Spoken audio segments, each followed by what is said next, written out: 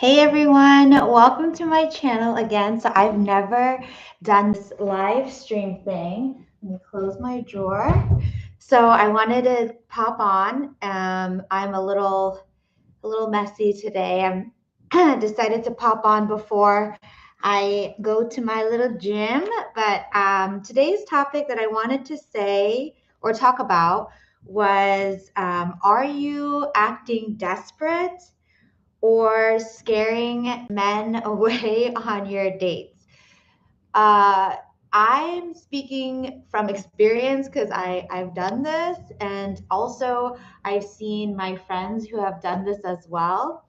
And this video, I just want to say, is not for everyone.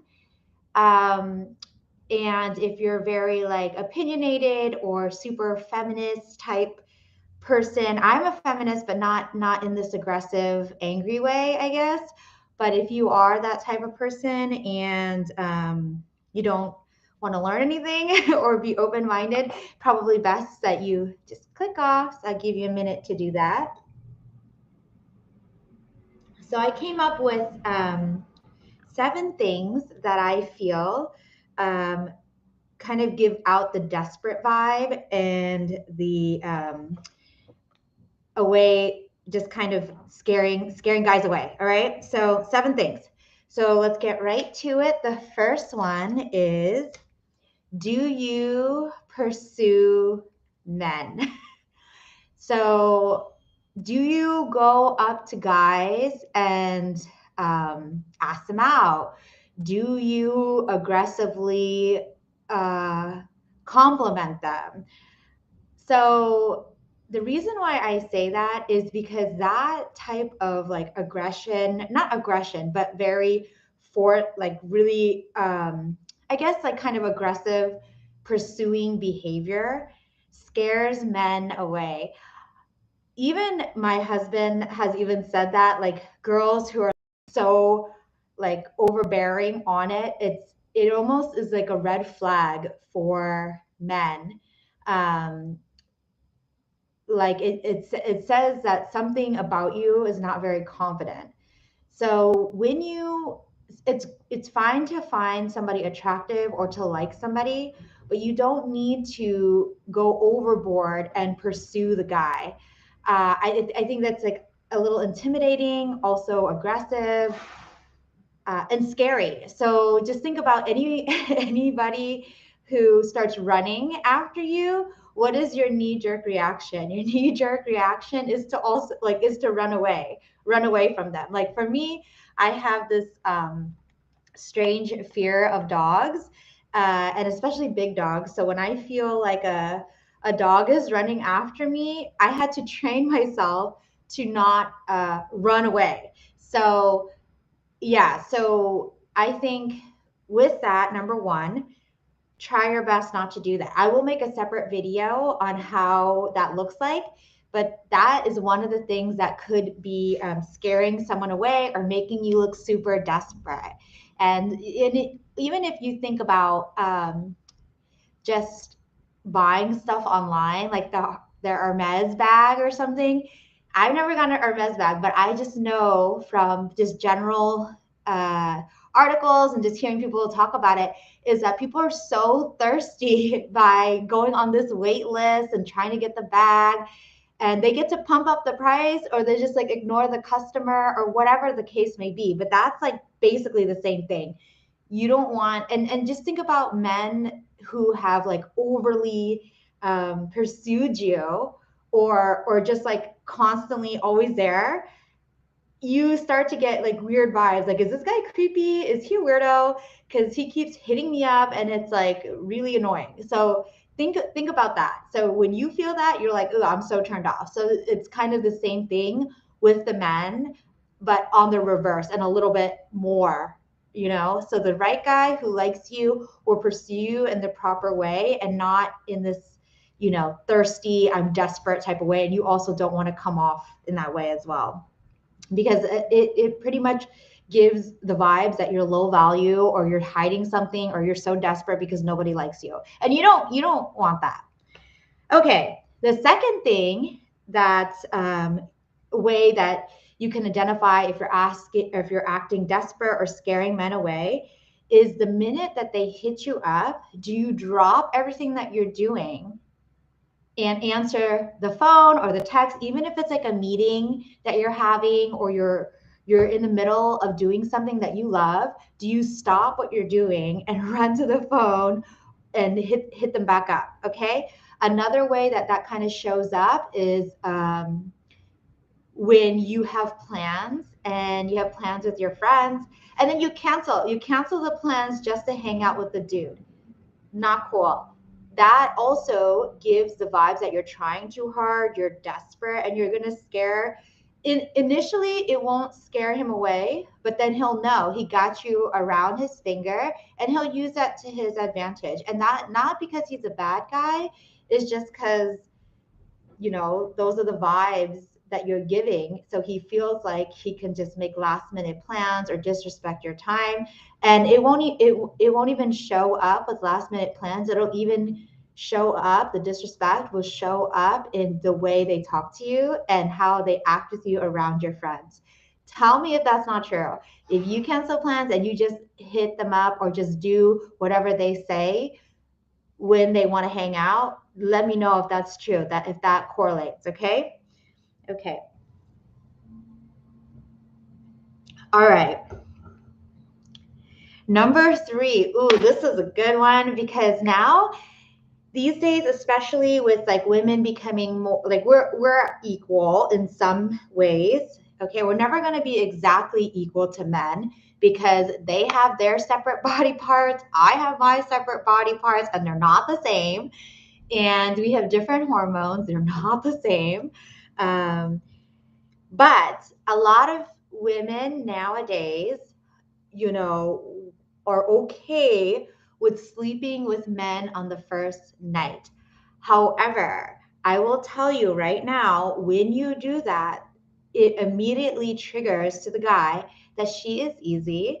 I don't have to try hard. And I can use and enjoy her.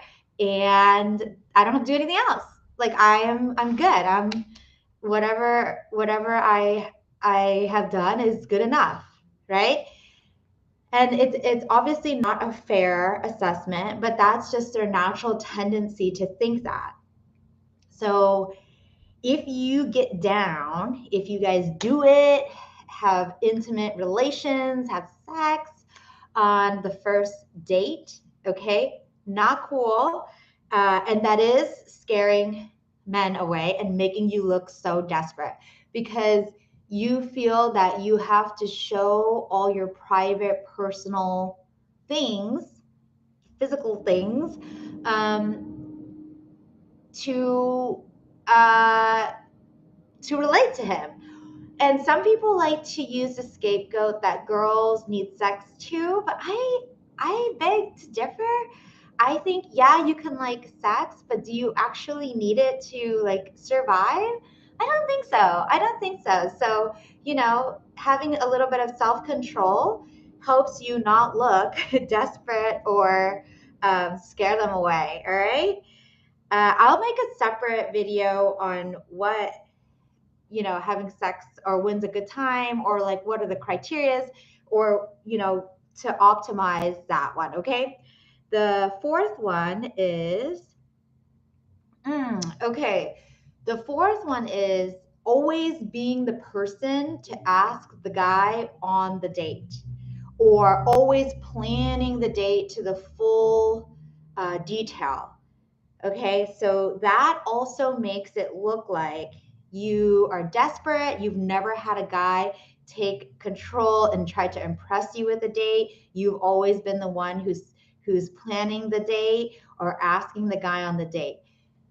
So I think it's okay because some guys don't know what you like to do and you're getting to know each other on your dates.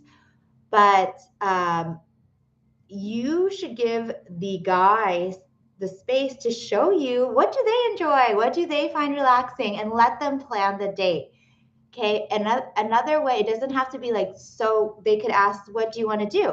And tell them exactly what you want to do. Maybe you want to go out for drinks, maybe you are hungry, you want to eat, or maybe you want to go for a walk in the park, whatever the case may be.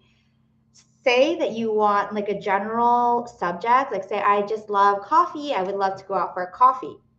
And then let the guy put their 2 cents in. Let them show you what they're made of. Let them show you their skills of searching, planning, because those type of men who actually contribute to planning the date and help you or help both of you meet up end up being the best guys. Okay, the lazy ones who don't do shit and they just like, let you do the whole thing are not, they're like, they end up being exactly what it is. They're lazy and they just depend on you to do everything. And if you want an easy relationship, easy life, and to pay attention to the things that you love and putting effort into things that you love and not always, in the guy, that is a quality that you want to look for. That is the type of person that is willing to contribute to the fun and getting to know you as well. Okay.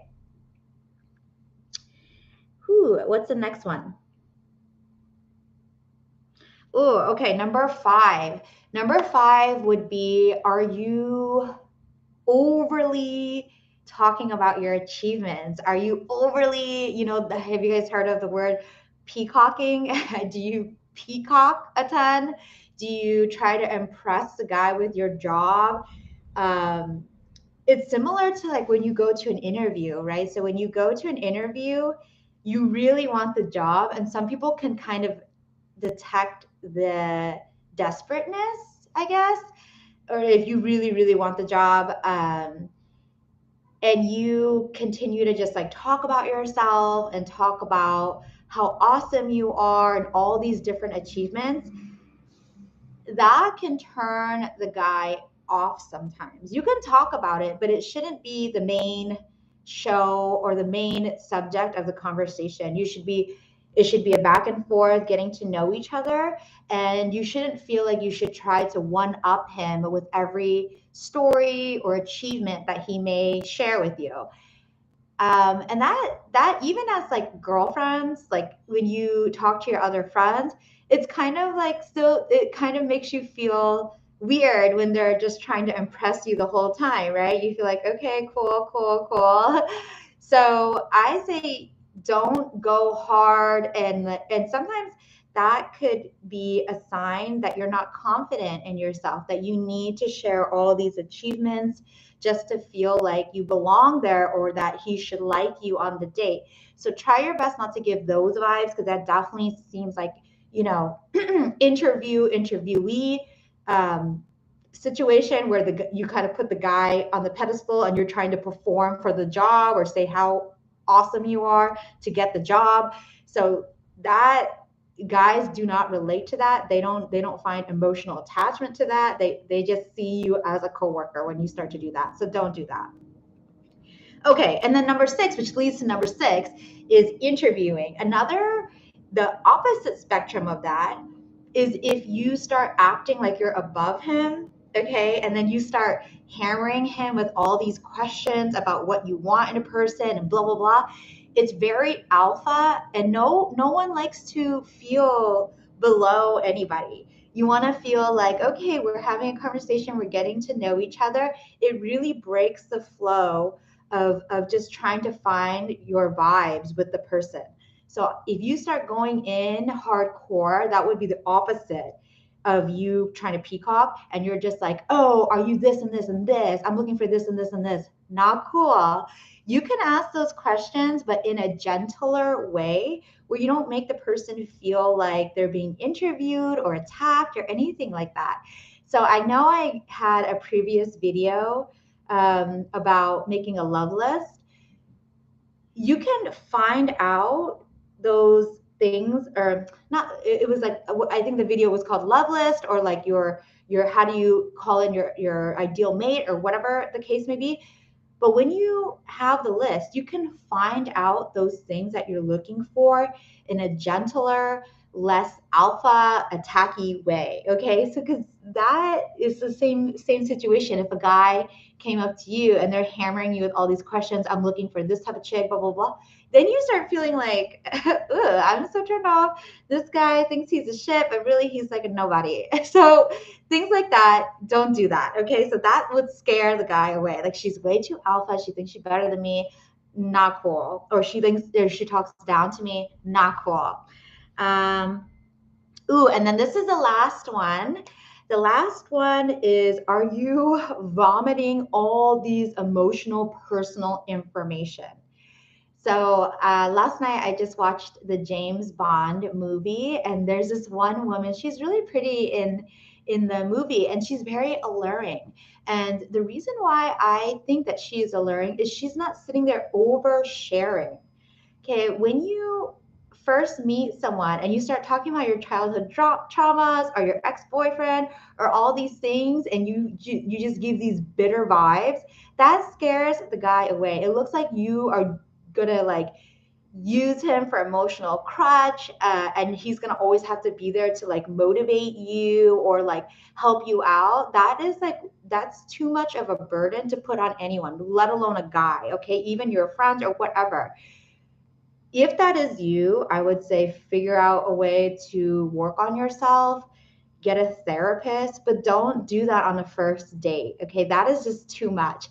And I would say, if you want to scare the guy away and you don't like him and you don't want him to call you anymore, then you do number 7. You do number 7. You say all about your trauma. You talk about all the drama in your life, because that will scare the guy away. So yeah, okay, those are my 7 things that will let you know, will ding ding ding in your head. Oh shoot, like these are the things that these are the reason why I'm not attracting the person that I want, or these are the vibes that I'm giving on the date. I'm giving desperate vibes.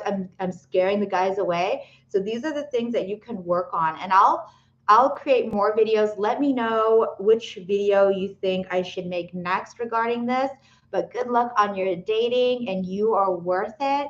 You are worth having the man of your dreams. So don't give up. I did it. Tons of women have did it, and found the person that was meant for them, and they are happy.